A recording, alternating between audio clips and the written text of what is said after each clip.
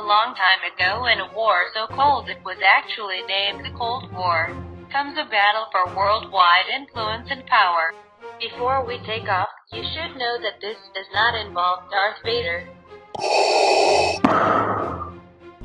Warp drive, Mr. Scott. Nor Captain Kirk and his mighty crew. Sorry, Spock fans. We are going to give you the word on the street on one of the most technological awesomest duels in the galaxy, also known as the illustrious space race. The space race was between the United States, NASA, and Russia, USSR, during the 1950s. Both countries were already developing reconnaissance satellites, but it was only on October 4th, 1957, with the launch of the USSR's Sputnik, the first artificial Earth satellite, that the U.S. joined the race to space. At the time, there was a growing threat of nuclear warheads being built and dragging the Americans in yet another bloodshed. This fear stemmed from Germany's terrorization of B-2 rockets on England between 1944 to 1945, and with the launch of Sputnik, America had no doubt that if they could soar something in space, they could probably aim a missile on them, thus, to distract the public and prevent this predicted nuclear war. They began researching and building their own satellite, one that they hoped would put them a step ahead in the race. In 1957, the U.S. Defense Department made a unanimous decision to invite around 100 German rocket engineers to help the U.S. Army. Along with the bundle was rocket pioneer Wernher von Braun, who had designed many missiles and rockets for Germany during World War II. 1 year later, the U.S. Army launched Explorer 1, a satellite under the direction of von Braun. Meanwhile, the USSR was preparing to send a dog named Leg up with satellite Sputnik 2, and did so on November 3, 1957, but sadly, the Soviets didn't take into consideration that dogs can't pilot their way home. This event definitely brought the Americans' confidence up, but didn't yet bring their motivation up. Eisenhower voiced his opinion that putting funds on some silly space race instead of placing the funds towards preparing for a nuclear war was in his mind to be a diplomatic mistake. However, he did place some official government funds reluctantly on the Naval Research Laboratory's Vanguard satellite, a 3.5 payload, while putting a small percentage of funds towards von Braun's project. Von Braun and his team, at the time, were working on various launch vehicles they were basing off of Jupiter missiles, as well as designing a rocket they had believed would be Sputnik's model. After Sputnik 2 was launched, the Americans felt more pressure to get their work out. They knew that if they didn't, their presence in the race would appear to be non-existent. Therefore, NASA made a last-minute decision to send up the Vanguard TV3 satellite. It was almost done, compared to von Braun's rocket satellite, which would have been ready as well as the necessary funds were given.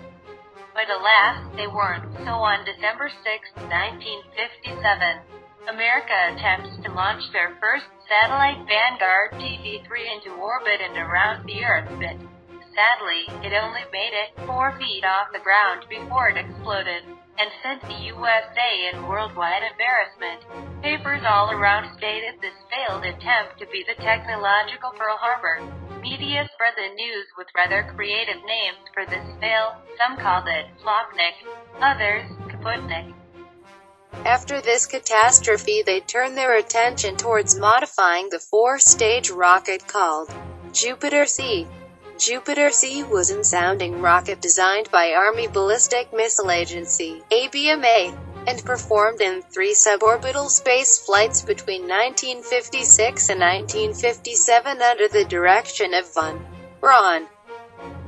On August 8, 1957, having reached a max altitude of 460 kilometers and a range of 2,140 kilometers, Jupiter-C finally became Juno 1, the Juno 1 that carried Explorer 1 on January 31, 1958, and helped America first discover the magnetic radiation belts around the Earth.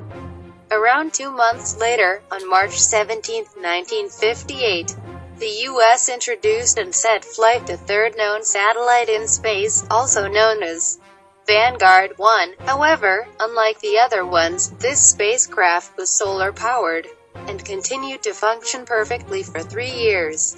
Although they officially lost connection in 1964 with Vanguard 1. Even with all the progress America had made during those last 2 years, they were still suffering from flopnik and were ultimately desperate to restore their standing in the world. Both President Eisenhower and U.S. Congress agreed on this goal and decided in 1958 that NASA needed to make it their job to send the first human in space before the Russians. So, NASA got to work and began looking through candidates. The search was very narrowed, but not at all much easier. The soon-to-be astronauts had to be between the ages of 25 and 40, be no taller than 5 foot and 11 inches, have at the minimum 1,500 hours flying time, and, at Eisenhower's request, be a military test pilot.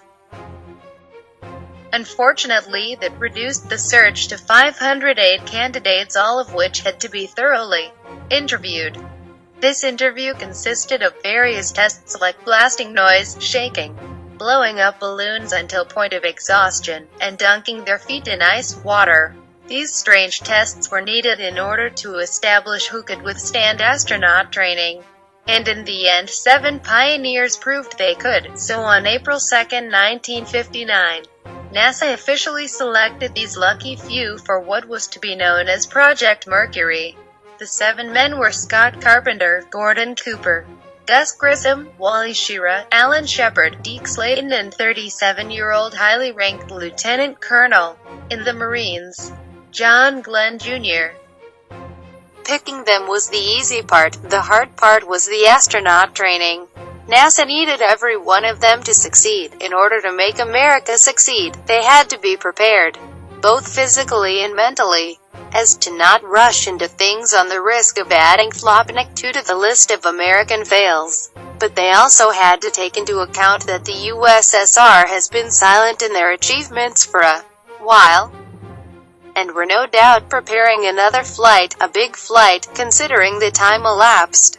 One of the hundreds of tests that they devoted their clock to was which they spun the astronauts until the pressure of their bodies was 16 times of their original weight. John Glenn later recalls that it took just about every bit of strength and technique to retain consciousness. Another one of the tests was the Vomit Comet, a NASA plane that was so fast and intense that at every arc the men were momentarily weightless. Meanwhile, the Russians prove once again that they own the space race by sending up Luna 1 on January 2, 1959, and it is known for being the first man-made object to orbit the Sun. However, on September 12 to 13 that same year, the Russians aimed for exploring the Moon with the launch of Luna 2. Its only real achievement was that it was the first man-made object to hit the Moon. However, the Russians tried again on October 4th with Luna 3, and successfully orbited the Moon and photographed 70% of its surface. After years of training the 7 for the goal of sending man in space, the USSR cuts in front of the line once again, on April 12, 1961. With the fire of astronaut Yuri Gagarin into orbit in Vostok 1, making him the first man in space. Yuri ends up circling the Earth for a total of 108 minutes and safely lands back home and into the papers. This, obviously, made the Americans extremely annoyed and more susceptible to irrationality, which led them to send Alan Shepard into orbit in Freedom 7, only 2 or 3 weeks after Yuri. And believe it or not, the 15-minute flight did not impress. The Americans, yet again, had fallen behind. Well, honestly, they were never really ahead in the race. Many had asked JF Kennedy, what on earth can we do to beat these guys?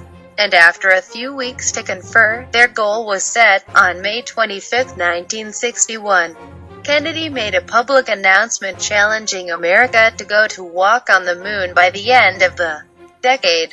This will soon be known as the Apollo program. On February 20, 1962, John Glenn Jr., a backup for two of his other Mercury 7 members, successfully orbits the Earth in Freedom 7 3 times, officially restoring America back in the race and the power to aim a missile if a nuclear war was to occur. The Soviets are claiming more first anew. On June 16, 1963, cosmonaut Valentina Tereshkova and spacecraft Vostok 6 become the first woman in space. And on March 18, 1965, Alexei Leonov becomes the first human to do a spacewalk. In 1966, the USSR experienced a rather tragic death in their space family. Their chief engineer of the space program, Sergei Korolev, died from cancer and left everyone changed. Many debates occurred on the necessity of winning, but alas, they continued.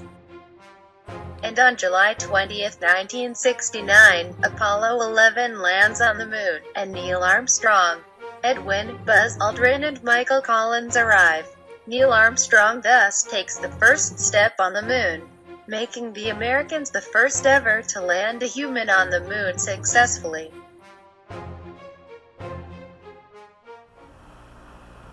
I'm going to step off the limb now.